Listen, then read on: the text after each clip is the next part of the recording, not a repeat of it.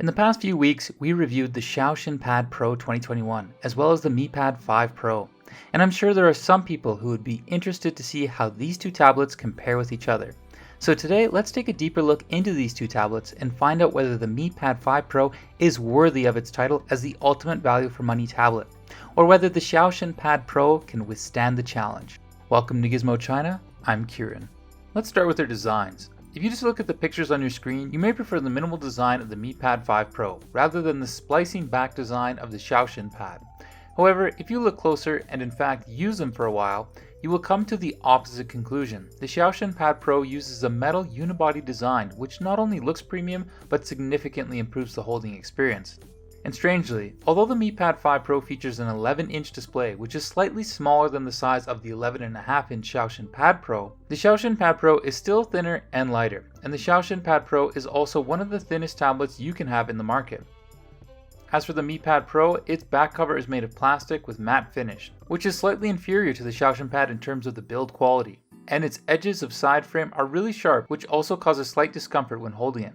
So in terms of the body design and build quality, we think the Xiaoxin Pad Pro is the better option. Now let's look at their large displays, which is probably the most important part of this comparison. The Xiaoxin Pad Pro features an OLED screen with a 2.5K resolution and a 90Hz refresh rate, while the Mi Pad 5 Pro comes with an LCD panel featuring the same resolution and 120Hz refresh rate. One of the most intuitive differences is that the OLED display of the Xiaoxin Pad supports always on display, while the Mi Pad doesn't. By far, Xiaoxin Pad Pro is still the only Android tablet at its price point that comes with an OLED screen. In terms of color performance, the Mi Pad Pro supports Dolby Vision and HDR with a peak brightness of 485 nits. But looking back to the OLED panel of the Xiaoxin Pad, it brings a much better color presentation with higher contrast, and the brightness can reach at 589 nits.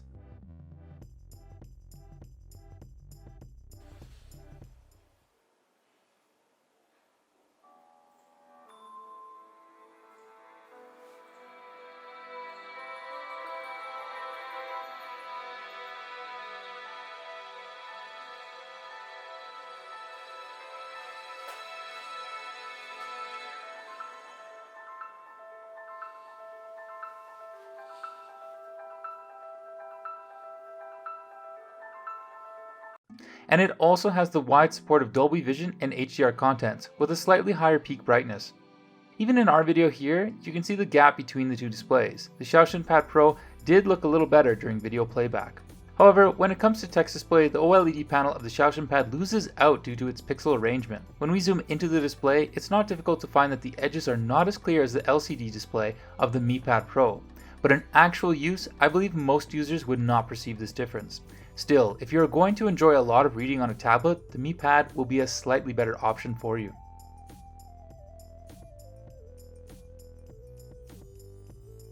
After 2 weeks of using these tablets, I must admit that I spent more time on the Xiaoxin Pad's OLED display. In addition to its excellent display quality, the screen experience is pretty assuring, as I didn't feel discomfort like I do on some OLED screens when using for a long time.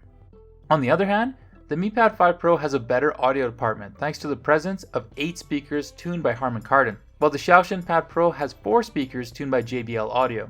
About their audio performance, you can check it here.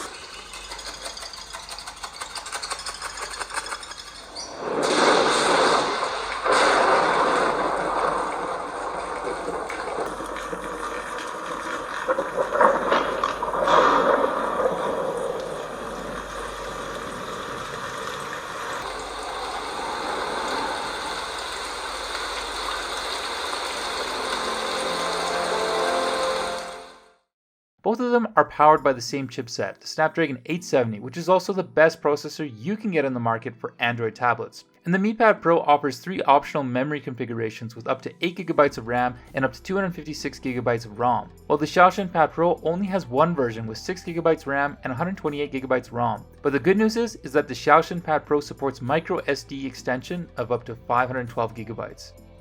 We've actually used the Xiaoxin Pad Pro for over a month. In the past 1 month, due to the limit of 6GB RAM, the tablet experienced a few minor lags when we opened too many apps, but fortunately it was only for a few seconds.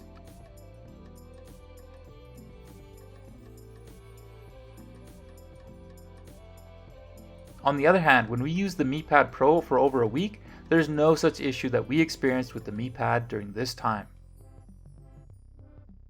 Apart from that, the tablets both could perform well in daily use, including light office work, and honestly, I can't really pick which one has smoother performance. Even in benchmarks, the results are almost the same.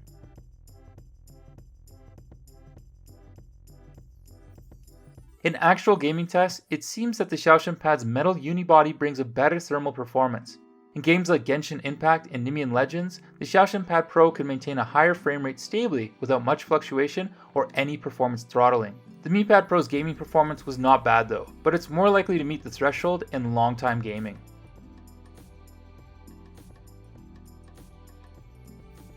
Like we said in the review of the Mi Pad Pro, the USB-C port is only compatible with USB 2 standard, which neither supports video output nor high-speed data transfer. On the other hand, the Xiaoxin Pad Pro has a much more user-friendly USB port with support for USB 3.1 and video output, so it's unsurprising that the Xiaoxin Pad Pro completes our file transfer test much faster than the Mi Pad.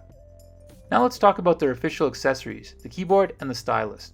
The leather-like keyboard case of Mi Pad feels more premium than the woven case of the Xiaoxin Pad, and it's also a bit lighter. If you are going to carry the tablet with the keyboard case, the compact size of Mi Pad would be a bit more convenient. Both of them only support contact connection and has no Bluetooth wireless connection. There's only one way to use the Mi Pad's keyboard, which is to put them together under a fixed angle. And the back attachment of the keyboard case is so weak that the back cover often came off the tablet when packing up. But for the Xiaoxin Pad Pro, things are better. The back protection can be used as a stand for the tablet, and it can achieve almost any placement angle that you want on the table. By the way, the back protection is removable, so if you don't like to work with the keyboard, it's still a great tablet stand for you. In addition, when compared to the Mi Pad's keyboard, the Xiaoxin Pads has 12 more shortcut keys and a touchpad. With the keyboard, the Xiaoxin Pad can work much like a laptop under the PC mode. On the other hand, the Mi Pad Pro doesn't yet support PC mode as they claimed at the launch event. Although in terms of drawing latency, almost all the Android tablet styluses we experience don't compare to the Apple Pencil for iPad. We still could see the great improvement on the Xiaoxin Pad Pro and Mi Pad Pro. The gap has been reduced greatly. However, it's strange that the Mi Pad Pro stylus has slightly lower latency in WPS Office than its performance in other drawing or note apps, even including the official Note app. Is it something to do with MIUI? During our limited experience, we only found the WPS Office app and the official Note app supporting 120Hz refresh rate on the Mi Pad Pro. On the other hand, the Xiaoxin Pad Pro actually has a very close performance over drawing latency to the Mi Pad stylus under most scenarios. But when it comes to writing experience, both feel good and are very close to each other. But thanks to the higher refresh rate, it was a close win for the Mi Pad Pro in this round.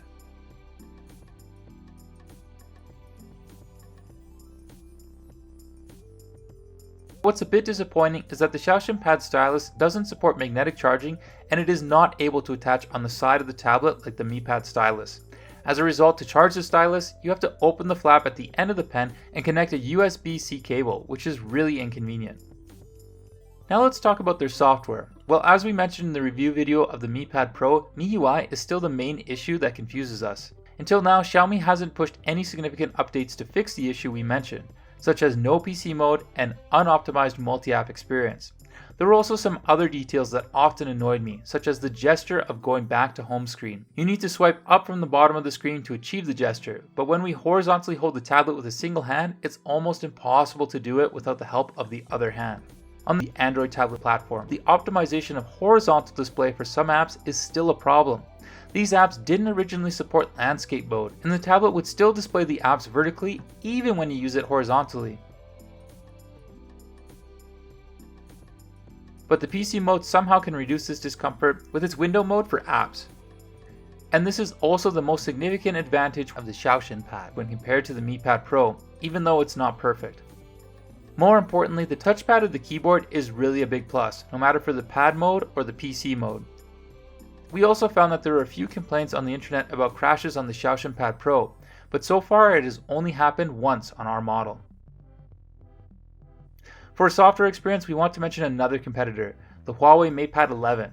By far, it has the best software performance that we've experienced, no matter for its powerful multi-device collaboration or multitasking capability. But if we were to bring in all three tablets for comparison, I would still choose the Xiaoxin Pad Pro. After a few software updates, the Xiaoxin Pad Pro's battery performance has gotten improved. So when we retested its battery performance in this comparison, the new results show that they both took great advantage of the 8600 mAh big battery. But pay attention that the Mi Pad Pro comes with 65 watt fast charge. It only took us 1 hour to fully charge the big battery, while we spent over 2 hours to finish the test on the Xiaoxin Pad Pro with its 20 watt charging efficiency. To be honest, we're pretty surprised by this comparison. The Mi Pad 5 Pro didn't crush its rival in this competition. On the contrary, the Xiaoxin Pad Pro showed a more balanced performance. It's also worth mentioning that the Xiaoxin Pad Pro has been on the market for over 2 months. But anyway, both of them are still in the top options of the Android tablet market. Although we mentioned a few differences between them, honestly, we think that the experience gap is not that obvious.